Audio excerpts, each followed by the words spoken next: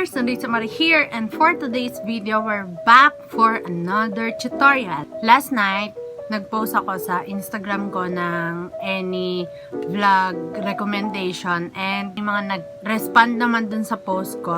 May isa ako nabasang respond from Tisha Principe. Sabi niya, gumawa daw ako ng tutorial kung paano gamitin ang green screen sa TikTok. At dahil alam ko naman kung paano siya gawin, edi gawa natin siya ng tutorial. So if you're interested, let's get started.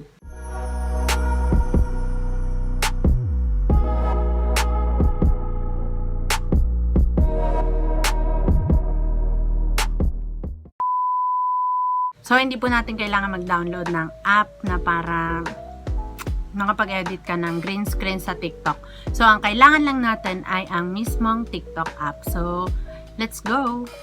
And na-realize ko na hindi pala nare-record yung boses ko. Kaya naman kailangan natin mag-voice over kahit napakapangit ng boses ko ngayon dahil may ubot sipon ako. So, ayan na nga, punta tayo sa TikTok at pindutin natin yung create, yung gitna. Alam niyo na yan.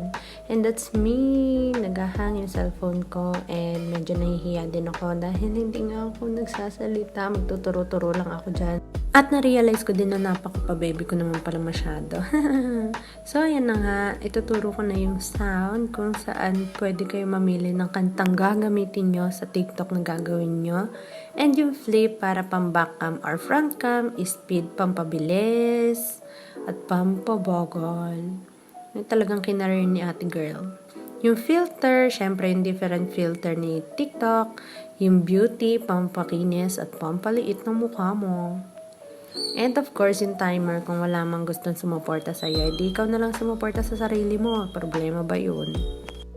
So, pumunta lang tayo sa effect dito sa gilid. So, pindutin lang natin siya at doon natin matatagpuan yung mga green screen na pwede natin gamitin sa mga TikTok natin. So, pindutin natin siya at maghintay ka lang, beshi. So, napakaraming effect ang makikita nyo pag pinindot nyo siya. So, maaaring malito kayo. So, etong pipindutin ko, eto. Ganito ang mangyayari sa kanya. Tadan! O, diba natakpan tayo? Hindi kasi yan yung pang green screen, kaya mali yan. So, hindi yan yung gagamitin natin. So, ang kailangan mong hanapin effect ng TikTok ay ito. Yan.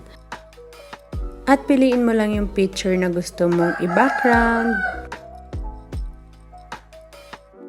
Subscribe, hehehe. And eto din yung isa. Yan, o diba? Basic. Hanapin mo lang ulit yung bet mong picture na gusto mong i-green screen or gusto mong puntahan. And then yan, promote ulit tayo, girl. So, kung gusto nyo naman ng duet yung video na ginawa nyo kanina, ito lang yung gagamitin nating effect. So, hahanapin natin yung parang may play button. Ayan, and then pili lang tayo ng video na gagamitin natin. At hintayin mo na lang kung naghahang din yung cellphone mo. So, pindutin mo lang yung next sa taas. At ayan, kasama ko na yung sarili kong sumasayaw para lang akong syunga-syunga dyan na hindi naman marunong sumayaw. Pakyut lang.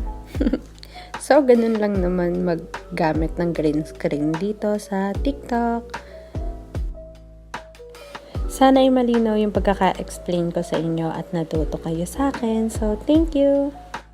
So, ganun lang po kasimple yung kung paano gamitin yung green screen sa TikTok and sana natulungan ko kayo. So, that's it for today's video and don't forget to subscribe, like, and hit the notification bell for more upcoming videos. Bye-bye! Haggard.